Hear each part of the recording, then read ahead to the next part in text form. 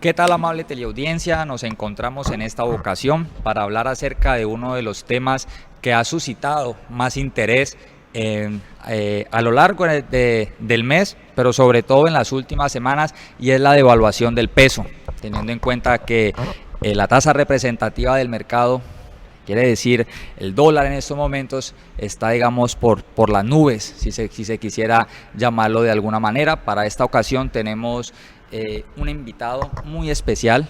Se llama Daniel Rojas Medellín, es economista con experiencia en temas fiscales, en temas macroeconómicos, y ha tenido su experiencia brindando asesoría en estos temas en el Senado de la República. Lo saludamos, él se encuentra en la ciudad de Bogotá. Hola, buenas tardes para ti y para toda la audiencia del Canal 2. Un placer estar en este programa. Bueno, Daniel, para entrar de una vez en materia, cuéntanos a qué se debe esta devaluación histórica del peso colombiano. Bueno, antes de entrar en materia, a mí me gustaría, digamos, también dar un poquito de contexto, porque la tasa de cambio, al igual que la tasa de interés, es una de las variables quizás más importantes a la hora de revisar pues, la salud de una economía, ¿no?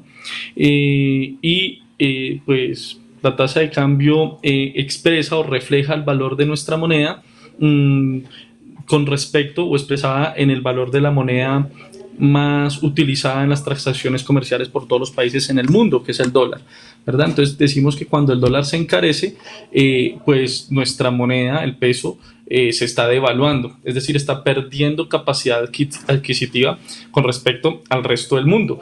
Y lo que ha pasado, como tú lo dices, días, es que el peso colombiano es la moneda emergente más devaluada del mundo.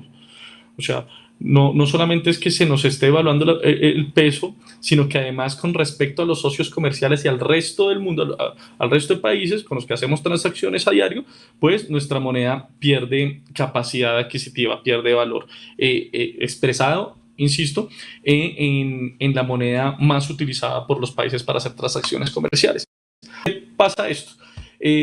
Decimos que en un momento en el que escasean las divisas en el país, por alguna razón, principalmente los analistas la han venido asociando históricamente al precio del petróleo. ¿Por qué? Porque el petróleo es el principal producto de exportación de la economía colombiana. Por lo tanto, se espera que el ingreso de divisas o de dólares en Colombia tenga una relación muy fidedigna con el precio del petróleo. Cuando el precio del petróleo sube, pues ingresan más divisas al país, por lo tanto nuestra moneda se fortalece con respecto al dólar y lo contrario, cuando el precio del petróleo disminuye, pues disminuye eso de divisas a Colombia y entonces sufrimos devaluaciones. Pero fíjese que digamos que esta gran devaluación del peso colombiano mmm, ya no ya no podría asociarse mucho al petróleo, porque durante el 2021 hemos visto que ha habido una estabilidad de precios, aun cuando de junio para acá el petróleo ha bajado un poco en su precio, en su referencia internacional, la referencia Brent para Colombia, pues la devaluación ha sido muchísimo mayor. Y entonces habría que buscar otras causas, ¿verdad? Y esas causas están en las expectativas que tienen los inversionistas en Colombia. Ustedes recordarán que hace poco dos calificadoras de riesgo redujeron la calificación para Colombia, la calificación crediticia. ¿Y eso qué le dice a los inversionistas en el mundo, a la gente que podría traer dólares a Colombia? Pues que es riesgoso invertir en el país. Y los inversionistas más conservadores pues prefieren retirar sus inversiones en el país y llevarlas a terrenos más seguros, a países más seguros, a inversiones más seguras, y eso puede producir también una escapada, pudo haber producido una escapada de inversión extranjera, es decir, que se hayan retirado divisas del país y eso haya encarecido. Pero por último, y no menos importante, que también tiene que ver con las expectativas de los inversionistas, está el hecho del endeudamiento externo en Colombia. En Colombia, a partir de, a partir de la crisis del 2021, el endeudamiento externo en moneda extranjera ha aumentado a unos niveles, digamos, muy altos. Hoy en día la deuda externa de Colombia es del 52% del Producto Interno Bruto, una de las más altas en la región. Y entonces, cuando los agentes externos empiezan a percibir ese alto endeudamiento, van directamente a revisar, digamos, las balanzas externas del país, y el déficit en cuenta corriente que hoy maneja el país, que es alrededor de 10 puntos del PIB, pues, y que además tiene una tendencia negativa, implica eso implica que necesitamos financiamiento externo, que necesitamos que hay una escasez de divisas, ¿sí? Que necesitamos casi que fraguar ese déficit con deuda externa. Y cuando nos ven que estamos en una situación digamos, cuando yo veo a alguien que está muy endeudado, pues a mí me da un poco de miedo prestarle más, ¿verdad? Y cuando veo que gasta más, que su balanza comercial es deficitaria, pues es riesgoso prestarle a esa persona. Y lo mismo pasa con los países, por lo tanto, empieza a escasear aún más la divisa, y eso explica que hoy el peso colombiano sea una de las monedas más devaluadas del mundo. Bueno, Daniel, hace poco hablaste, por ejemplo, de una mala calificación de alguna de estas agencias de riesgo financiero, ¿cierto? Tomándolo, digamos, como una alternativa digamos, a la volatilidad en estos momentos del precio del petróleo. Se podría decir, por ejemplo, que la pandemia o el estallido social producto de la reforma tributaria, que tengo entendido quería de pronto paliar un poco este déficit fiscal, pueden tener algo que ver, pueden tener relevancia para que de pronto la inversión extranjera diga no, en Colombia de momento no.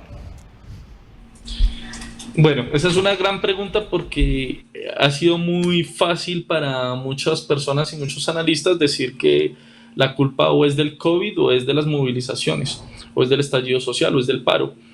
Pero si uno revisa las estadísticas y las tendencias de estas estadísticas, incluso desde antes de la aparición del COVID en Colombia, se da cuenta que el déficit en la cuenta corriente pues ya era muy alto. En el 2019 incluso fue algo así como de 40 billones de pesos. Entonces, el problema es estructural, no es coyuntural, ¿sí? ¿Y por qué es estructural? Por algo muy sencillo. ¿Por qué tienes déficit en la cuenta corriente de la balanza de pagos? Porque importas más de lo que exportas. Es decir, con respecto al mundo, compras más de lo que le vendes al mundo. Y eso tiene una explicación lógica y está en el modelo económico. Si Colombia se ha desagrarizado, si Colombia se ha desindustrializado, pues no tiene mucho que venderle al mundo más allá que petróleo y cocaína. Incluso también exportamos mercenarios, pero no es, digamos, fuente de ingresos de divisas suficientemente altos para paliar lo que importamos. Porque en Colombia ahora ya importamos alimentos, importamos hasta los alfileres, importamos hasta maíz. Entonces, eso quiere decir que el problema es estructural.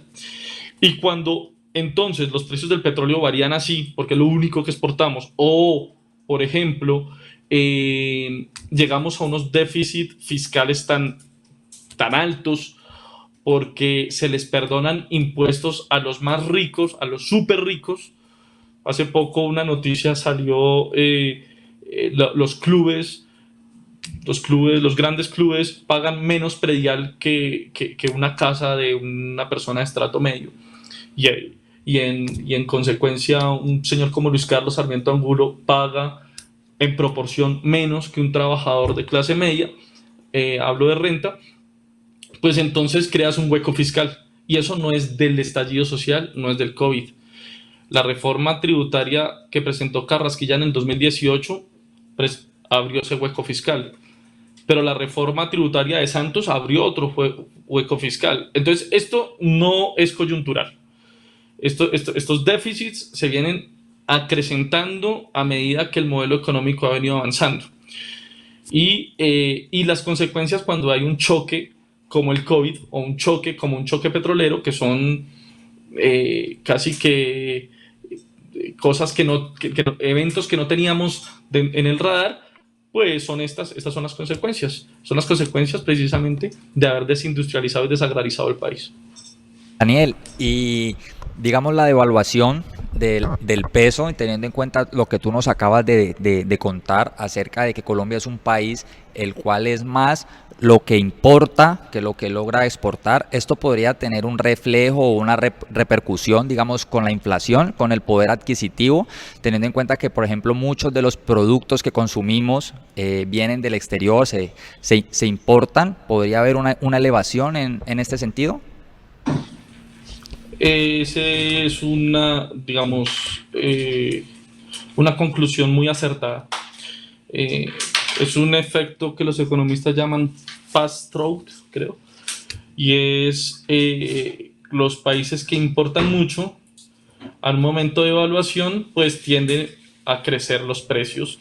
Y es tan lógico como que si importamos televisores que se compran a 100, $200, pues con $1 a 3.000 pesos tiene un precio, y con $1 a 4.000 pesos tiene un precio mucho más alto, por lo tanto va a haber un efecto inflacionario, claro que sí. Daniel, y por ejemplo, frente a otras cifras, como por ejemplo pueden ser la del desempleo, que para el último trimestre el DANE arrojó un 48.5% de desempleo en Colombia, o por ejemplo que el 42.5% a finalizar el año inmediatamente anterior estaba en la pobreza monetaria y el 15.1% en la pobreza monetaria extrema. ¿Pueden de pronto estas cifras acrecentarse? ¿Hay alguna relación, por ejemplo, con la informalidad, con el desempleo, con las cifras que te acabo de mencionar? Claro que sí, y es muy importante que lo abordemos desde ese punto de vista, porque hay veces pensamos que la devaluación es algo que afecta solamente a las personas que manejan dólares, y no es así. Hablábamos del déficit en la cuenta corriente, es decir, que importamos muchísimo más de lo que exportamos, y eso es lo que verdaderamente hace rico a un país. Los países ricos, los denominados países ricos, son los que exportan al mundo más de las necesidades que tienen de importar. Y entonces tienen un superávit, se enriquecen. Y a medida que comercian con el resto del mundo, acumulan más riqueza. Por lo tanto, pueden distribuirla mejor entre su población. ¿Cómo logran exportar más que importar? Muy fácil. Yo, si yo saco petróleo de la tierra y lo vendo al mundo, estoy vendiendo una materia prima. Pero si yo tengo la capacidad industrial de convertir esa materia prima en manufacturas, en productos con valor agregado, pues no solamente estoy acrecentando el aparato productivo de mi país, sino que ese mismo aparato productivo tiene la capacidad de absorber mano de obra. Por lo tanto, la riqueza se distribuye entre los trabajadores que están aportando un valor agregado para que el país sea pues superavitario. Pero en países como el nuestro, en que nos eh, afincamos en un modelo en el que solamente exportamos materias primas e importamos todos los bienes manufacturados, pues resulta que entramos en ese déficit del que hablábamos, porque la extracción no es producción, es renta. Y cuando hay déficit en la cuenta corriente, pues de alguna manera hay que equilibrar la balanza. ¿Cómo se equilibra la balanza? Mediante deuda, mediante deuda, financiamiento interno y externo. Es decir, entramos en una espiral de endeudamiento en el que año tras año, cuando se programa el presupuesto general de la nación, pues cada vez va quedando menos recursos para la inversión social y se garantiza más recursos para la deuda pública, para el servicio a la deuda pública. Entonces tiene una consecuencia muy directa con lo que acabas de decir respecto a la desigualdad social, respecto a la pobreza y respecto al desempleo. Están directamente relacionados y por eso muchos analistas de pensamiento heterodoxo califican este modelo, el modelo colombiano, como un modelo empobrecedor, rentista y parasitario. Perfecto, Daniel. Hablábamos o hacías referencia ahora sobre el déficit fiscal.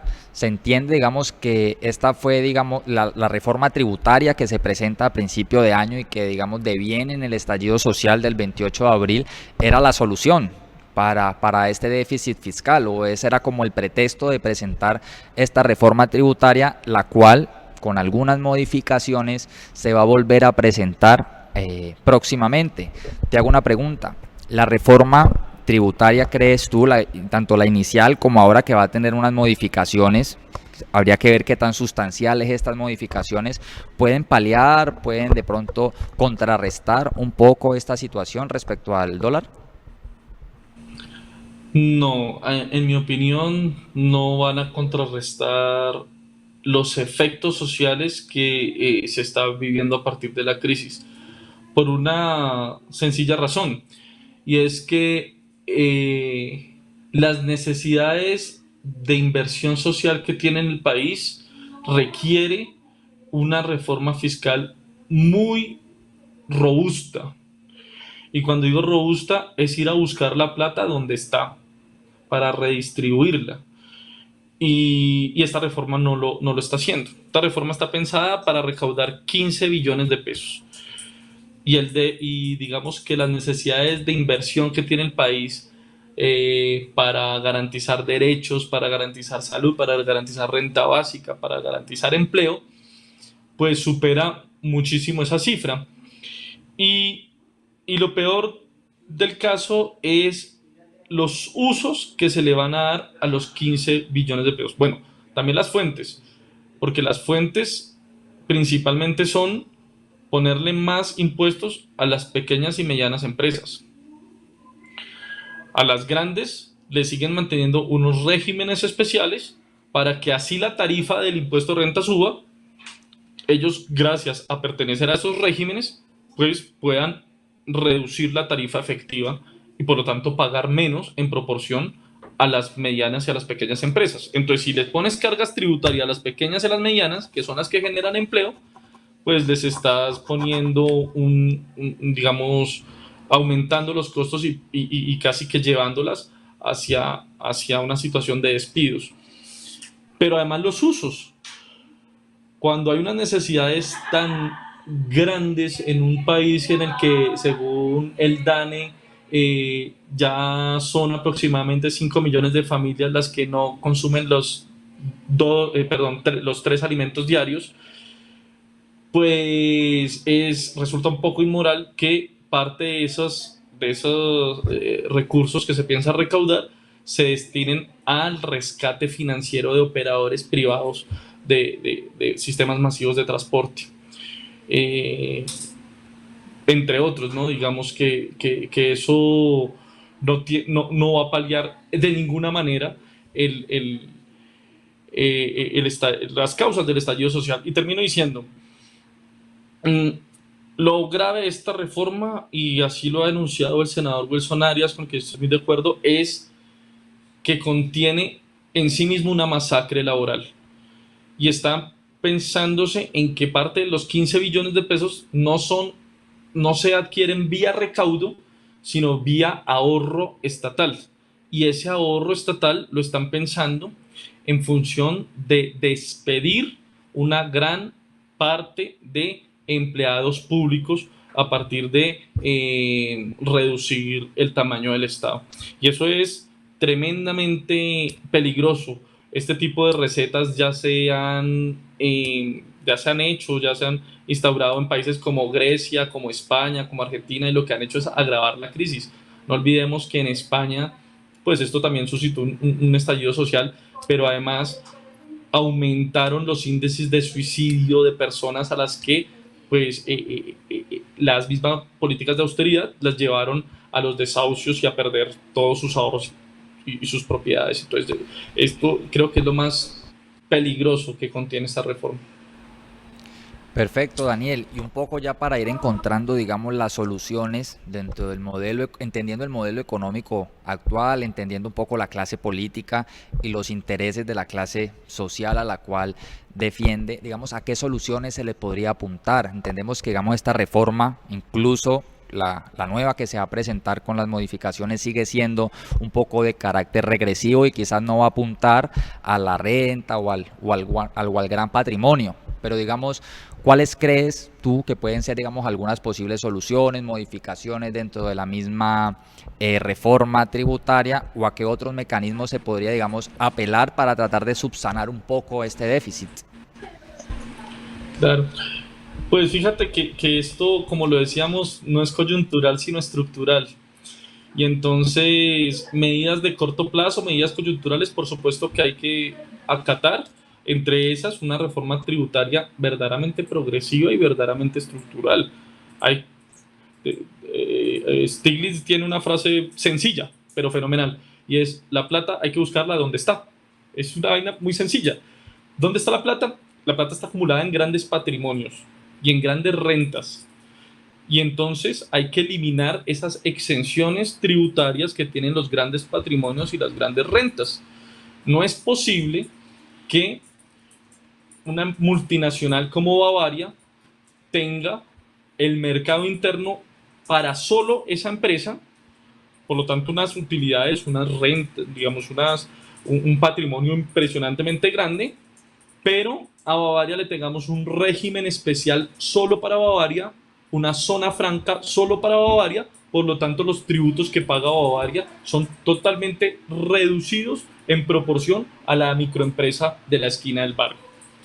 Entonces, una reforma tributaria que elimine esas exenciones abusivas al sistema financiero y a las grandes megafortunas es un primer paso de corto plazo. Pero en el mediano y largo plazo, como decíamos ahora, hay que transformar el modelo económico y el aparato productivo colombiano. Hay que volver a agrarizar el país, a industrializar el país, a generar empleo, porque eso es lo que nos hace competitivos frente al resto del mundo y por lo tanto le da un poco más de valor a nuestra moneda con respecto al mundo. Cuando nosotros empezamos a ser competitivos y dejamos de importar alimentos y más bien los exportamos, y dejamos de importar bienes manufacturados y más bien los hacemos y los exportamos, pues tendríamos una mayor competitividad y un peso mucho más fortalecido frente a cualquier divisa, especialmente frente al dólar. Por lo tanto, esa es una medida de largo y mediano plazo a la que hay que apuntar ahora que vienen las elecciones presidenciales, y que pues debe ser parte de la propuesta integral para salir de la crisis. Muchas gracias, Daniel. Ha sido muy sucinto, muy concreto. Ha sido una explicación bastante, digamos, minuciosa. Te has tomado la tarea de podernos desmenuzar un poco, digamos, como las causas, las consecuencias y unas posibles soluciones que puede tener la reforma. Te agradecemos hoy por el espacio, Daniel. Esperamos tenerte en una nueva oportunidad. Hermano, muchas gracias a usted. Un saludo muy especial. Perfecto, amable teleaudiencia. Cerramos en esta nueva ocasión de este programa en el cual tratamos de abarcar un poco sobre uno de los temas de mayor actualidad y de mayor preocupación en el país, el cual es la devaluación de la moneda, mediante una muy buena explicación por parte del economista invitado en esta oportunidad, el cual nos deja ver, digamos, un poco el por qué seguimos siendo el cuarto país más desigual del mundo. Que tengan feliz tarde.